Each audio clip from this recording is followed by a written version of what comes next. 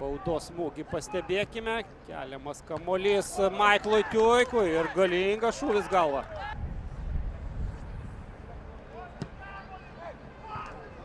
Serhijus Čižikas labai klubo tinklalapyje, tai yra su Jonavos klubu atsisveikino trenerio asistentas Laimis Bičkauskas.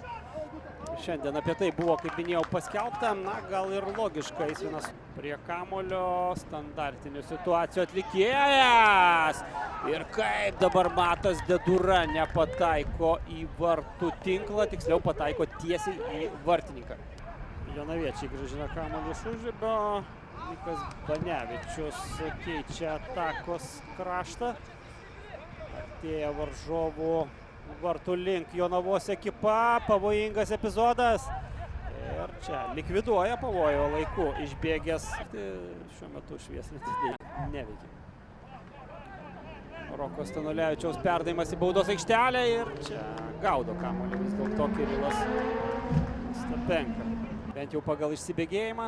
Taip ir yra. Dombrauskis atsimuša, Matas Dedura spėja vis dėlto perduoti kamuolį komandos draugui.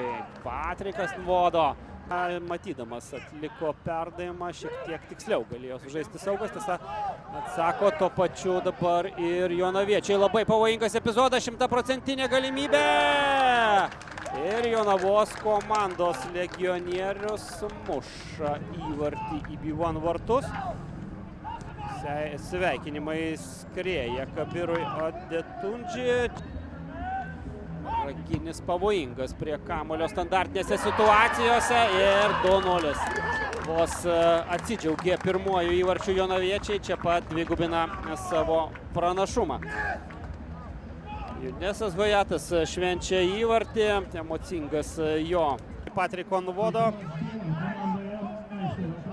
Tarpu jonaviečiai greitai žaidžia kamuolį, smūgis. Labai grėsmingas epizodas.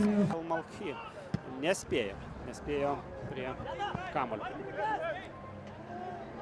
Dedura klysta čia apmaudžiai ir kaip dabar gelbėja komanda šioje situacijoje Vincanas Kenzo. Greita Jonavos kontrataka, Aurimas Kabošius, čia Serhijus Čižikas kliudo varžovų puolėją ir raudona kortelė traukiama iš mačo arbitro Donato Rumšo kišenės, šalinamas iš aikštės. Jonaviečiai iškovoja 23 tašką, kyla į 10-ąją poziciją. Na, o B1 su 32 taškais lieka 5-oje vietoje.